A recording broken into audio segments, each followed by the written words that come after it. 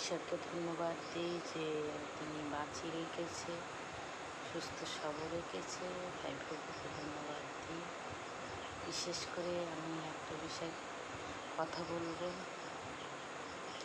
আমরা এখন দেখতে পাচ্ছি চারিদিকে যে কত ধর্মের বিরুদ্ধে মানুষকে অত্যাচার হচ্ছে। মুসলিম সম্প্রদায়ের মানুষের ওপরে, খ্রিস্টানদের ওপরে যে অত্যাচারগুলো করছে, এগুলো কিন্তু ঠিক নয়। মানুষের ইচ্ছা মতো যে ধর্মকে ভালোবাসছে, ভালো লাগছে, সে তার মধ্যে যাচ্ছে। ওটা মানুষের চয়েস, মানুষের সিদ্ধান্ত। কিন্তু ভারত হচ্ছে ধর্মনিরপেক্ষ একটা স্বাধীন আমাদের ভারতবর্ষ। আমরা সেখানে এই দেশকে আমরা সত্যি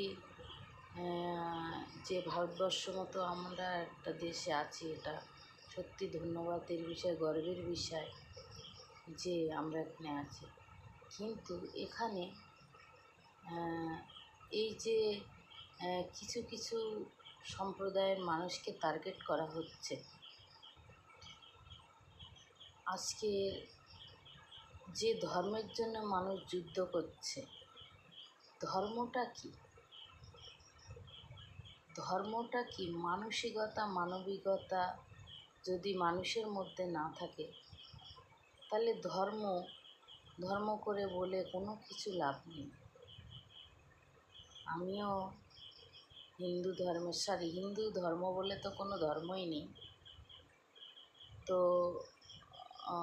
সনাতন ধর্ম যারে বলে, আমিও একদিন মূর্তি পুজোর বিশ্বাসী ছিলাম। আমি সনাতন ধর্মের খিলাফ নয়, কিন্তু সনাতন ধর্ম হচ্ছে সত্য ধর্ম। তো বাইবেলে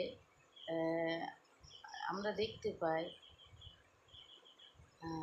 যিশায় 9 অধ্যায় আমরা দেখতে পাই যে ওখানে সনাতন ধর্ম, যিশুই বলছে আমি সনাতন, সত্য সনাতন। তো সনাতন শুধু নামে আমি সত্য সনাতন বললে হবে না, সেটা কাজের মাধ্যমে প্রকাশ পাবে। তো যিশুর এমন কোনো কাজ নেই যে যার মধ্যে মিথ্যে আছে, যার মধ্যে অহংকার আছে, যার মধ্যে কোনো রকম পাপ আছে।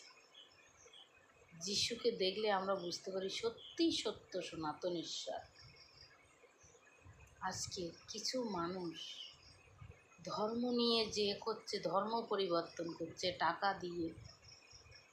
আমি একদিন মূর্তি পুজোর বিশ্বাসী ছিলাম, কিন্তু আমি আমার জীবনে এমন সমস্যা যন্ত্রণার মধ্যে দিয়ে যিশুর কাছে আসি, যিশুর সুসমাচার পেয়ে। তো যখন আসলাম তখন বুঝলাম সত্যি আমরা অনেক সময় কিছু ভুল অন্যায় করি, মানুষের দোষ দিই, কিন্তু নয়, ওগুলো শয়তান মন্দ শক্তি আমাদের করায়। তা আমাদের সেই ভুল অন্যায় যদি আমরা অনুতাপ না হয়, আমরা বুঝতে না পারি, তো এমন কোনো মানুষ ছিল না যে আমাদের সেইগুলো।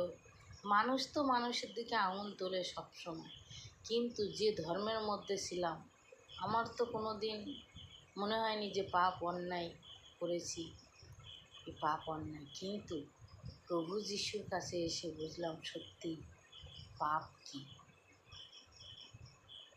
তো যে ঈশ্বর মানুষকে পাপ দেখায়, মানুষকে অনুতাপ করতে শেখায়, সে কোনো ধর্ম নয়, সে কোনো এক ধরনের মানুষের জন্য আসেনি, সে সর্বজাতি মানবের জন্য এসেছে যিশু। তো এই যে ধর্ম করে অত্যাচার করছে, বিশেষ করে ছত্তিশগড়ে জ্যোতি শর্মা, রতন যাদব, তো এরা কোনো ধর্মের জন্যে লড়ছে না, এরা লড়ছে বিজেপির জন্য। তা ঈশ্বরের ক্রোধ যেদিন এদের ওপরে নেমে আসবে, সেদিন কোনো বিজেপি এদের বাঁচাতে পারবে না। শুধু বিজেপির যারা বিজেপি করছে তারাই বেশি এই ধর্ম করে মানুষকে তাড়না করছে, মানুষের উপরে অত্যাচার করছে। কিন্তু প্রভু যীশু বলছে যে আমি সত্য সনাতন, আমি পর সত্য জীবন। তো আমরা যিশুর কাছে আসলেই বুঝতে পারি যে সত্যটা কি, সনাতন কাকে বলে। তো আমরা ধর্ম করে যুদ্ধ না করে আমরা যদি মানবিকতা মানসিকতা আমরা ভালো রাখি, তখনই আমাদের আজকের ওদের ওই ব্যবহারের জন্য মানুষ দূরে সরে যাচ্ছে। যারা আজকের সেই সনাতন ধর্ম বলো যারা মানে, তারাই আজকে দূরে সরে যাচ্ছে। আমি সনাতন ধর্ম আমি কিছু বলতে চাই না অন্য ধর্মের বিষয়, কেননা আমার বাইবেল, আমার যিশু এটা শেখায় না যে কাউকে তুমি ছোট করো। পুরো বাইবেলটায় কোনো ধর্মের উল্লেখ নেই। যেহেতু মানুষ জানে না তাই ধর্ম করছে। খ্রিস্টান কোনো ধর্ম না। খ্রিস্টান হচ্ছে খ্রিস্ট একটা আদর্শ, মানুষের বাঁচার উদ্দেশ্য। তো আজকের আমরা সত্যি যদি ঈশ্বরকে ভালোবাসি, আমরা সত্যি ধর্মের বিষয়ে যদি জানি, তাহলে বাইবেল আমরা একবার পড়ে দেখি। আজকে যারা ওই সনাতন ধর্ম বলে চিল্লাচ্ছে, তাদের মধ্যে সত্যের লেশমাত্র নেই। যদি থাকতো, মানুষেরকে অত্যাচার করছে না, পয়সা দিয়ে ধর্ম পরিবর্তন করছে। আমি তো ভাড়ায় থাকি, তা আমাকে যদি এখন কেউ কোটি টাকা দিয়েও বলে যিশুকে ছেড়ে দে, যিশুর কথা বলবি না, আমি এটা পারবো না। কেননা আমি যা পেয়েছি ঈশ্বরের কাছ থেকে, সেটা অস্বীকার করা আর আমার মরে যাওয়া তো অনেক সহজ, কিন্তু অস্বীকার করাটা আমার কঠিন হবে আমার জন্য। তাই আজকের ধর্ম কোনো দিন টাকা পয়সা দিয়ে বিক্রি হয় না, কিনতে পাওয়া যায় না। প্রভু যীশু কোনো ধর্মের জন্য আসেনি, গোটা মানবের জন্য এসেছিল। মানব জাতির জন্য সে জীবন দিয়েছে, ক্রুশে নিজেকে বিলিয়ে দিয়েছে।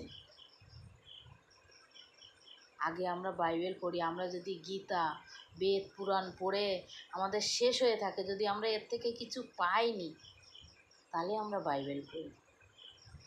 আমি এই জন্য বলছি যে বেদ পুরাণে যদি তোমাদের কিছু ভালো থাকতো, তাহলে মানুষের ওপরে এইভাবে অত্যাচার করতে না, কারো ধর্মকে ছোট করতে না, কারো বিশ্বাসকে এইভাবে কষ্ট দিতে না, কারো বিশ্বাসকে ঠেস পৌঁছাতে না। তোমরা যদি তোমাদের ওর মধ্যে কিছু থাকতো,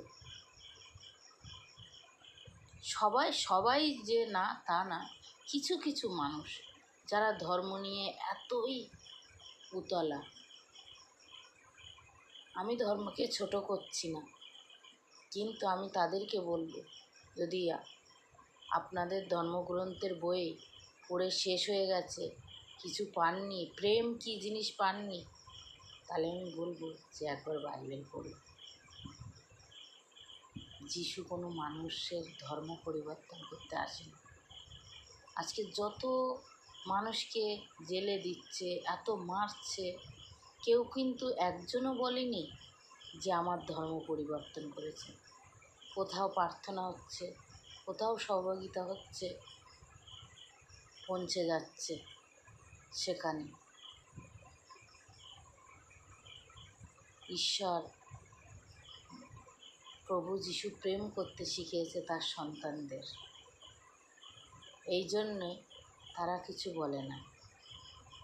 তোমাদের মধ্যে যদি প্রেম থাকে তোমরা যুদ্ধ করো না, তোমরা প্রচার করো।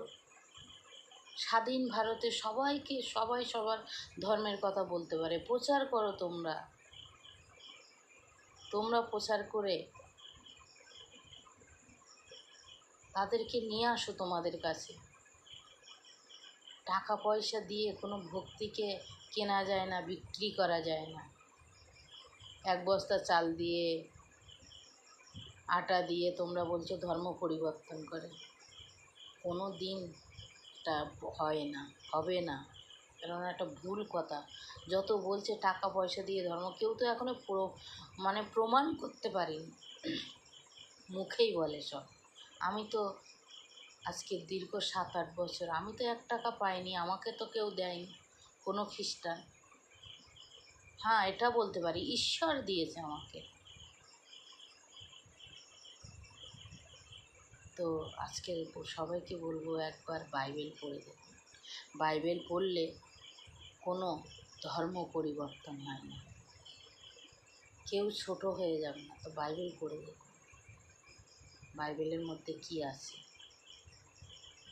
ধন্যবাদ সকলকে।